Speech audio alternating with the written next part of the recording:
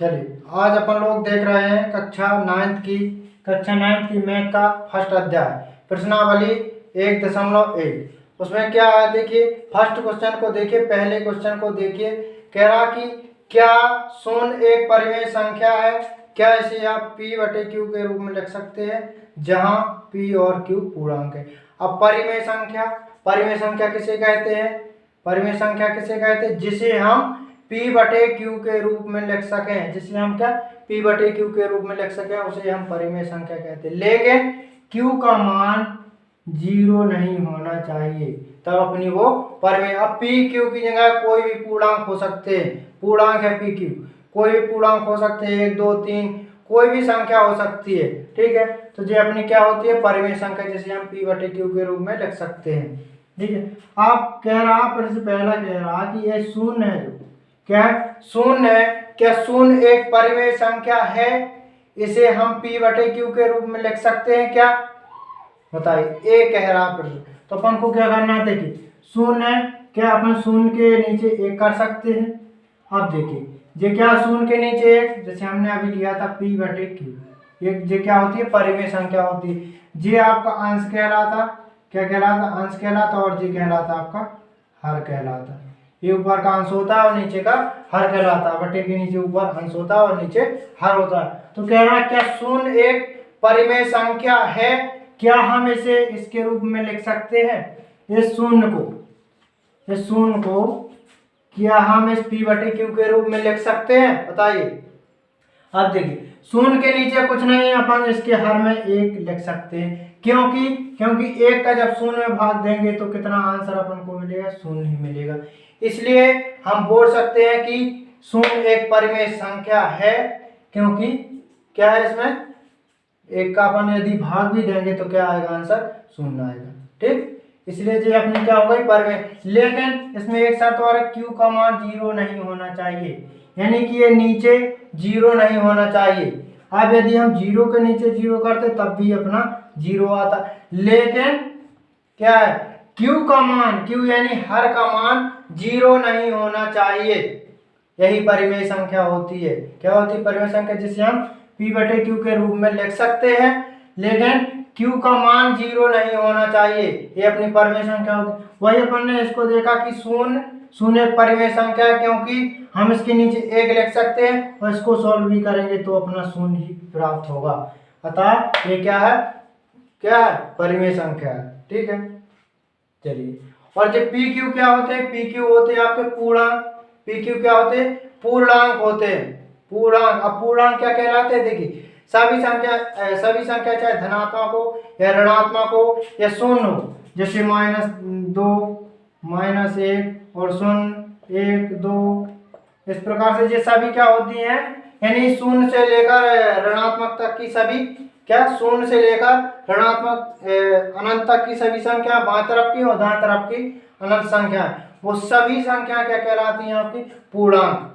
चाहे वो माइनस का हो, चाहे प्लस का हो, चाहे शून्य हो, वो सभी क्या कहलाते हैं? पूर्णांक। लेकिन इसमें साथ है ये q एक पूर्णांक है, लेकिन इसका मान 0 नहीं होना चाहिए, तब अपनी वो परिमेय संख्या कहलाएगी। तो अतः इसके आंसर में क्या हो जाएगा? 0 एक अपनी परिमेय संख्या है, ठीक। समझ में आया? अब अगला प्रश्न देखिए। प्रश्न आप लोग किताब से मिलाते जाओ, प्रश्न हम नहीं लिख रहे, सभी लोग किताब खोल के रखना। अब देखिए दूसरा प्रश्न कह रहा है कि 3 और 4 के बीच में, क्वेश्चन दूसरा है, 3 और 4 के बीच में, 3 और 4 के बीच में 6 परिमेय संख्या, 6 परिमेय संख्या, 6 परिमेय संख्या ज्ञात कीजिए। संख्या ज्ञात कीजिए, अब अपन को क्या करना है? 3 और 4 के बीच में 6 परिमेय संख्या ज्ञात करनी है। परिमेय संख्या आपको मैं बता चुका हूं कि किसे कहते हैं परिमेय संख्या। अब इन 3 और 4 के बीच में परिमेय संख्या निकालने की, इनके बीच में कितनी परिमेय संख्या। तो इसके लिए देखिए, जैसे ये संख्या रेखा होती है, यहाँ 0 1 2 3 और 4 जो होती है, यानी इसके 3 और 4 के बीच में अपन को क्या करनी है, परिमेय संख्या ज्ञात करनी है। 3 और 4 के बीच में 6 परिमेय संख्या निकालिए, तो वो किस तरीके से निकालेंगे, तो देखिए उसके लिए अपन 2 विधियां देखेंगे, जो आप लोगों को अच्छी लगे वो कर सकते हो आप, ठीक है। अब देखिए सबसे पहले पहला तरीका तो ये है आपका, देखो पहला तरीके से यदि हम करें, पहला तरीका क्या है, पहले तरीके से यदि हम करें तो देखिए जितनी अपन को परिमेय संख्याएं निकालनी है, कितनी, जितनी अपन को इनके बीच की परिमेय, इसके 3 और 4 इसके बीच की अपन को परिमेय संख्या निकालनी है, कितनी, 6। तो 6 में 1 जोड़ करके, क्या, 6 में 1 जोड़ करके, 6 में 1 जोड़, यदि हम इनके नीचे 1 कर दे तो कोई अंतर पड़ेगा, नहीं पड़ेगा, क्योंकि 1 का 3 में भाग देंगे तो 3 ही आएगा, 1 का 4 में देंगे तो 4 ही आएगा, इसलिए 1 इनके नीचे कर सकते हैं। तो पहला तरीका क्या है आपका, कि यदि हमको जितनी भी परिमेय संख्या निकालनी हो, चाहे 6 हो, चाहे 10 हो, चाहे 50 हो, चाहे 100 हो, चाहे 500 हो, चाहे 20 हो, कितनी भी परिमेय संख्या यदि अपन को निकालना हो, तो अपन क्या करते हैं, जितनी निकालना हो उसमें 1 जोड़ करके, और इस जिस संख्याओं के बीच उनमें क्या कर देते हैं, उनके अंश और हर में उतने का गुणा कर देते हैं। 6 में इसकी अपन को कितनी निकालनी है, 6 निकालनी है, तो 6 में 1 जोड़ करके इस संख्या के अंश और हर में, और इस संख्या की भी अंश और हर में क्या कर देना है, 7 का गुणा कर देना है, ठीक। यदि हम देखें, यदि 7 का भाग 7 में देंगे तो क्या बचेगा, 1 का 4 में देंगे, यानी आपको सेम टू सेम मिल जाएगा कि नहीं मिल जाएगा। देखिए जैसे यहाँ पर देख ली 4/1 है, गुणे 7/7, यदि 7 का भाग है 7 एकम 7, यानी कट जाएगा। अब 1 का 4 में गुणा करेंगे तो 4/1 ही मिला, 1 का 4 में भाग देंगे तो 4, यानी कि ये क्या है, ये अपना 4 है, ये 4 ज्यों का त्यों निकल रहा है, इसको इस प्रकार लिख रहे हैं। तो इस प्रकार से अपन को क्या करना है, परिमेय संख्या निकालनी है। तो ये समझ में आया कि जितनी अपन को परिमेय संख्या निकालना हो उसमें 1 जोड़ करके उस संख्याओं को, उस संख्याओं के अंश और हर में 7 का क्या कर देंगे, अपन गुणा कर देंगे। ये आपका अंश कहलाता है, ये हर कहलाता है, तो इनमें अपन ने 7। अब देखिए इनका कितना निकलेगा, अपन को कितना मिलेगा, इनके गुणा करेंगे तो 30 7 21 और 7, 21/7 यहाँ मिल गया। यहाँ पर कितना मिलेगा, 7 चौके 28/7। अब इनकी मध्य की क्या निकालनी, परिमेय संख्या, तो कितनी निकलेंगे। अब देखिए 21 के बाद क्या आता है आपका 22/7, 23/7 और 24/7 और 25/7, इसको थोड़ा और दूर लिख लें, 26/7, 27/7, ये कितनी निकली थी, 28/7। आप कितनी देखे, 21 और 28 इनके बीच की है, इनके बाहर तो नहीं जा रही ना कोई, इनके बीच की निकली अपनी कौन सी, 22/7, 23/7, 24/7, 25/7, 26/7, 27। अब कितनी चाहिए थी अपन को, 6। तो देखिए 1 2 3 4 5 6 परिमेय संख्या निकाल ली। एक तो अपन को इस तरीके से निकाल लेना, और यदि दूसरा तरीका हो तो अपन दूसरा तरीका दशमलव के माध्यम से कर सकते हैं। इतना समझ में आया कि नहीं आया। क्या करना है आपको, जितनी परिमेय संख्याएं निकालना हो उसमें 1 जोड़ करके उन संख्याओं के अंश और हर में क्या कर देना, उतने का गुणा कर देना है, और फिर आपको इस प्रकार से बीच की संख्या निकाल लेनी, ठीक। इसी प्रकार चलिए अब अगला प्रश्न देखते हैं, समझ में आ गया होगा, ठीक है, कर लेना, ठीक। अब देखिए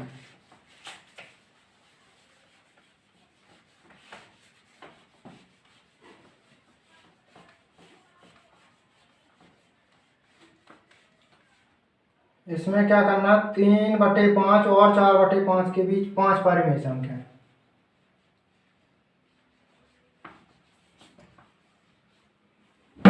देखिए इसमें है अपना 3/5, तीसरा प्रश्न कह रहा है, देखिए 3/5 और 4/5 के बीच परिमेय संख्या, 3/5 और 4/5 के बीच 5 परिमेय संख्या, कितनी, 5 निकालनी है, 5 परिमेय संख्या निकालनी है।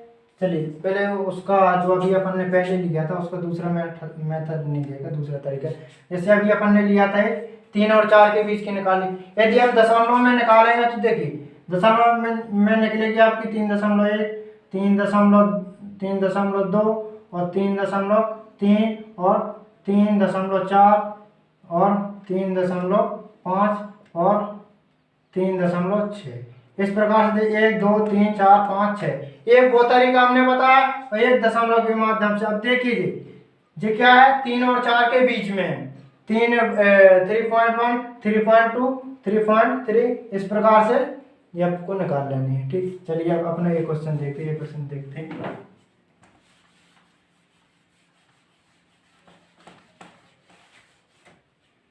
ये प्रश्न क्या कह रहा है, 3/5 और 4/5 के बीच में 5 परिमेय संख्या निकाली।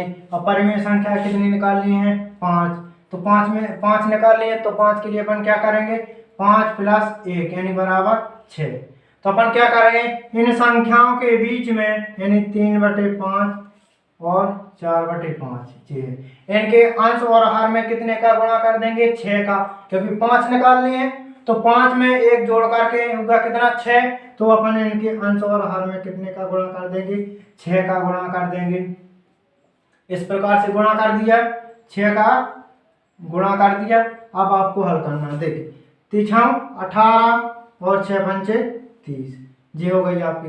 और यहाँ पर 6 चौके 24 और 5 छक्का 30, ये आपकी क्या हो गई, संख्याएं निकालें। अब यदि इनको काटोगे तो आपको पुनः 4/5 और 3/5 पुनः प्राप्त हो जाएगा। इसलिए उसके अंश और हर में कितने का गुणा कर दिया, 6 के। दोनों संख्याओं में करना है, लेकिन दोनों संख्याओं में करना है। आप देखिए 18 के बाद की और 24 के पहले की, इसके यानी 3/5 और 4/5 की, यानी कि 18/30 और 24/30 के बीच में अपने 5 परिमेय संख्या निकलेगी। तो देखिए 18 के बाद आता है आपका 19, 19/30 हो जाएगी, फिर आ जाएगी आपकी 20/30, फिर हो जाएगी आपकी 21/30, फिर हो जाएगी 22/30 और फिर हो जाएगी 23/30। अब देखिए कितनी चाहिए थी, अब आ गया 24। 24 को नहीं लेना है, क्योंकि जो इसके पहले की और इसके बाद की इन दोनों के बीच में जितनी आ रही हैं, तो देखिए बीच में क्या, 18 के बाद 19 20 21 22 23 24, यानी कि 19/30 20/30 21/30 और 22/30 23/30। अब देखिए कितनी चाहिए थी अपन को, 5। तो देखिए 1 2 3 4 5, आपकी कितनी निकली, 5 परिमेय संख्या। इस प्रकार से अपन को इस मेथड तरीके से क्या करना है, सॉल्व करना है, परिमेय संख्या निकालनी है। ठीक है, अच्छे ध्यान पूर्वक पढ़ना है। आप क्या करना है, यदि इनको काटना भी चाहो और भी छोटा करना चाहो तो देखिए इनको अपन काट भी सकते हैं, 2 × 20 और 15 × 2 = 30। इस प्रकार से अपन क्या इनको और छोटा भी बना सकते हैं, नहीं तो इतनी भी कर देंगे तो कोई दिक्कत नहीं। ठीक, समझ में आया होगा। ठीक, अब देखिए अपन अगला प्रश्न देखते हैं। ठीक, 3 प्रश्न हो चुके अपने। बस सिर्फ मेथड याद रखना, इस प्रकार से हमको परिमेय संख्या निकालनी है। चाहे हमको 50 बोले, 100 बोले या किसी भी संख्याओं के बीच की परिमेय संख्याएं बोले, हम आसानी से निकाल सकते हैं।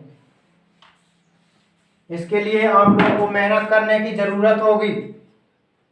अब देखिए प्रश्न चौथा क्या है, नीचे दिए गए कथन सत्य है या असत्य, कारण के साथ अपने उत्तर दीजिए। अब आ रहे हैं सत्य और असत्य, तो हम प्रश्न नहीं लिखेंगे, आप लोग किताब में मिलाइए आप लोग, और हम यहाँ पर समझा करके सॉल्व कराएंगे। ठीक है, अब देखिए पहले प्रश्न को मिलाइए। कह रहा है कि प्रत्येक प्राकृत संख्या एक पूर्ण संख्या होती है। अब प्राकृत संख्या क्या होती है, पूर्ण संख्या क्या होती है, तो देखिए प्राकृत संख्या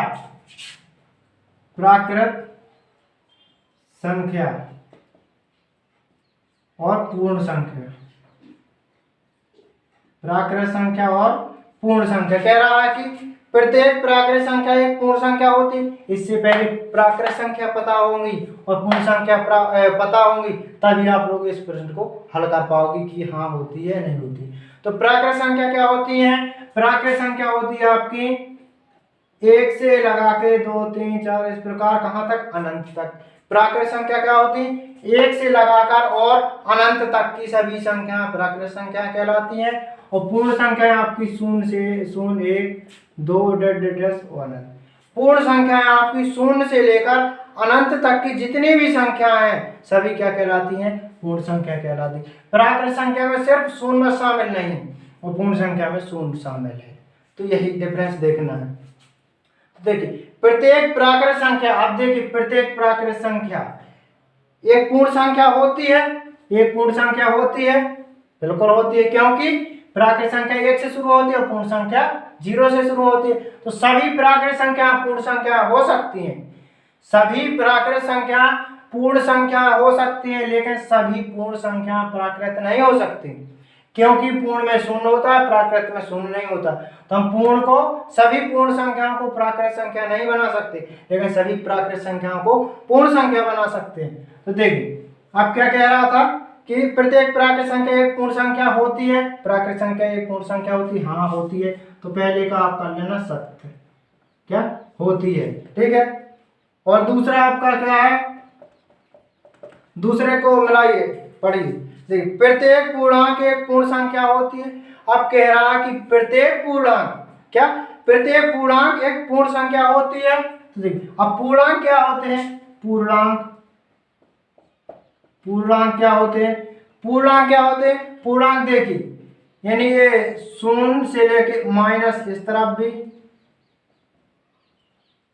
और इस तरफ कहां तक, अनंत तक जाएंगे, और इस तरफ भी 1 2 अनंत, यानी कि चाहे वो धनात्मक हो चाहे ऋणात्मक हो, सभी संख्याएं, उसमें शून्य भी रहेगा, देखो शून्य भी रहेगा, धनात्मक संख्याएं भी रहेगी और ऋणात्मक, यानी कि सभी धनात्मक संख्या और ऋणात्मक संख्या और शून्य के समूह को हम पूर्णांक बोलते हैं। क्या कहते हैं, पूर्णांक। सभी धनात्मक संख्या और ऋणात्मक संख्या और शून्य के समूह को हम क्या बोलते हैं, पूर्णांक बोलते हैं। तो पूर्णांक क्या, दूसरा प्रश्न क्या कह रहा, प्रत्येक पूर्णांक एक पूर्ण संख्या होती है क्या जी, -2 भी पूर्ण संख्या और -1 भी पूर्ण संख्या होगी, बताइए होगी क्या, नहीं होगी, क्योंकि पूर्ण संख्या शून्य से शुरू होती है। क्या होती है, पूर्ण संख्या शून्य से शुरू होती है, और जी इसमें धनात्मक ऋणात्मक शून्य सभी शामिल होते हैं। इसमें ऋणात्मक संख्या भी होती है जो कि ऋणात्मक अपनी पूर्ण संख्या में नहीं है, इसलिए ये भी अपना कथन क्या है, असत्य है, यानी गलत है। अब तीसरा प्रश्न देखिए, तीसरा क्या कह रहा, तीसरा कह रहा है प्रत्येक परिमेय संख्या एक पूर्ण संख्या होती। अब प्रत्येक परिमेय संख्या, जैसे हमने लिख दिया प्रत्येक परिमेय संख्या, क्या ये पूर्ण संख्या होगी, क्या ये पूर्ण संख्या होगी, 1/2 कहीं मिलता है आपको, 1/2 कहीं मिलता है पूर्ण संख्या में, नहीं मिलता ना। तो क्या कह रहा है कि प्रत्येक पूर्ण संख्या, वो सॉरी प्रत्येक परिमेय संख्या एक पूर्ण संख्या होती है, प्रत्येक परिमेय संख्या एक पूर्ण संख्या नहीं होती। क्या, प्रत्येक पूर्ण संख्या एक, वो सॉरी प्रत्येक परिमेय संख्या, हर परिमेय संख्या आपकी क्या पूर्ण संख्या नहीं होती, ये आपको याद रखना। और आशा करता हूँ आप सभी लोगों को समझ में आया होगा, और ध्यान से पढ़ना, ठीक है, अच्छी मेहनत करना, आगे बढ़ो, क्योंकि बिना मेहनत के कुछ नहीं होगा। अब यहाँ तो मैंने आप लोगों को समझा दिया, लेकिन जब तक आप घर में बार बार अभ्यास नहीं करोगे, रिवीजन नहीं करोगे, तब तक कुछ नहीं होने वाला, ठीक है। चलिए आज अपने प्रश्नावली 1.1 समाप्त, ठीक है। अगली क्लास में अपन 1.2 देखेंगे, चलिए ठीक।